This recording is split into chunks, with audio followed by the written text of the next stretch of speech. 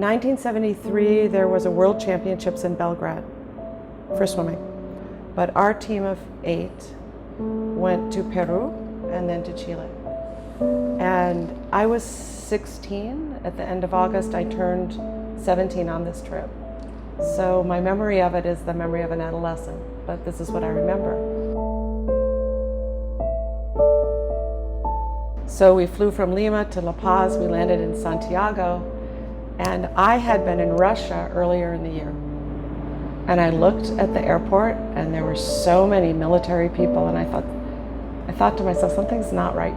Something's not right.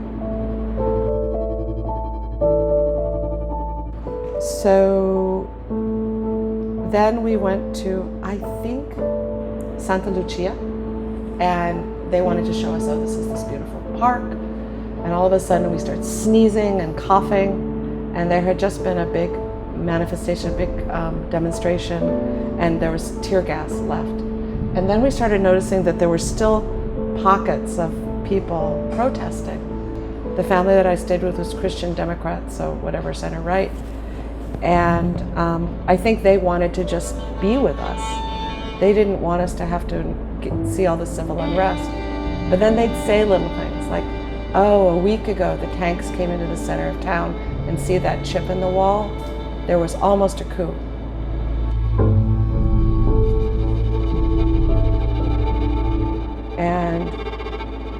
But they said, okay, we're going to work out anyway, because this is an athlete's mentality. Okay, there's a war over there, but we're still going to work out. So all the Chileans and all of us were going to go downtown and work out. And people had gotten stopped at roadblocks. One of our coach said that he really thought this young man was going to shoot at them, but for some reason raised his rifle. 3 days before the coup, we went to visit the ambassador of the United States of America. And he said, don't worry, everything is safe in Chile. We were told the next day there were 35,000 people having a demonstration, tanks, tear gas, people running, and we're in USA uniforms. So you can either believe your eyes or you can believe what your ambassador tells you. And anyway, it's bullshit. So the day of the coup, we were in the Bontas house, a lot of us, and the other half is downtown in a really bad situation.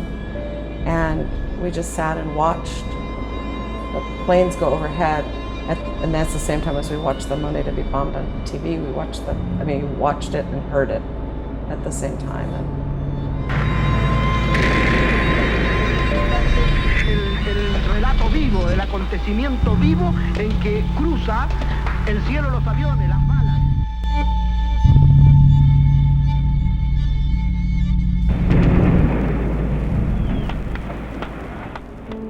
It's really personal. I grew up in a family with a lot of violence. My parents were really violent. And I started keeping a diary because I felt as though people wouldn't believe me. And then when I started traveling, my diary became like a companion for me, that I could put down my thoughts and my observations, and it sort of became like a compassionate self that I would have with me. But then when I came here, and I had the diary with me, I thought to myself, I just witnessed history. And maybe never again in my life will I witness history like that. And I just felt, is this important enough to share? Is this something that I should share? And I'm 60 years old now, I'm a grandmother. It's like, no, this piece it's something, maybe it's useful. Maybe there's something in it that's useful.